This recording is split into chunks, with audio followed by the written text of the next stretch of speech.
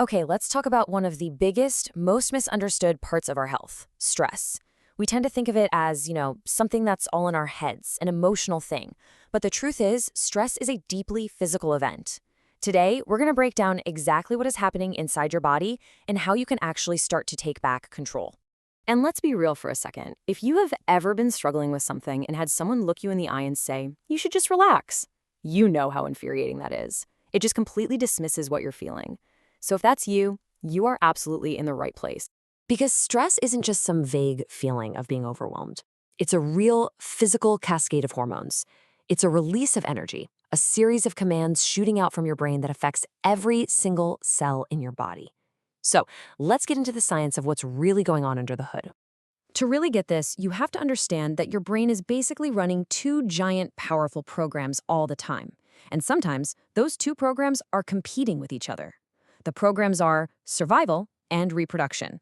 So both of these massive systems are actually controlled by the same part of your brain, the hypothalamus. Think of it as the main command center. It's the boss of the HPO axis, that's hypothalamic pituitary ovarian, which is in charge of all your reproductive hormones. But it's also the boss of the HPA axis, hypothalamic pituitary adrenal, which runs your entire stress response. And because they share the same boss, they're always competing for resources. When one gets turned way up, the other often has to get turned way down. To make this super clear, we're going to use an analogy that our bodies understand on a primal level, even if our modern lives have made it all confusing. Let's talk about the bear and the famine. You see, your body really has two main types of stress response, and they're built for two totally different threats. The bear is acute stress. You see a bear, the goal is immediate survival, it's fast, it's intense, and it's powered by adrenaline. The famine, on the other hand, is chronic stress. The goal there shifts to long-term survival. It's a slow, grinding, prolonged state, and it's managed by a totally different hormone, cortisol. So let's picture the bear. You see a threat, and your body just instantly kicks into gear.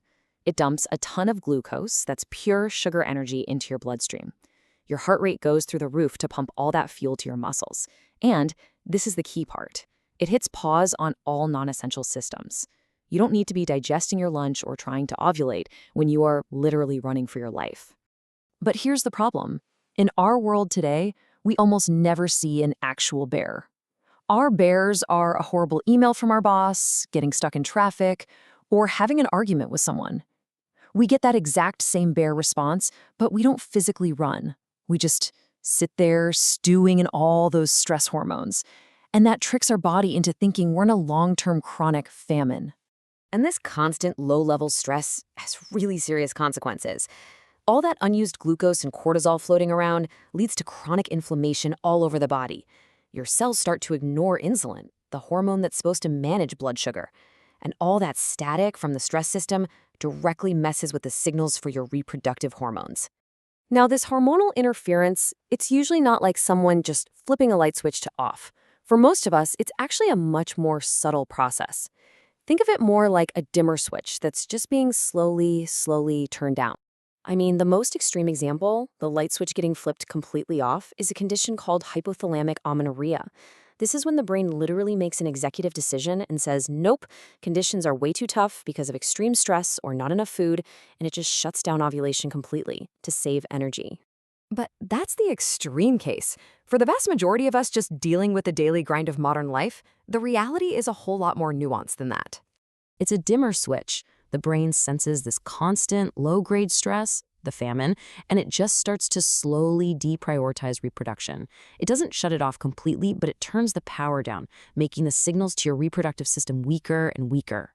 So how do you know if your dimmer switch is being turned down?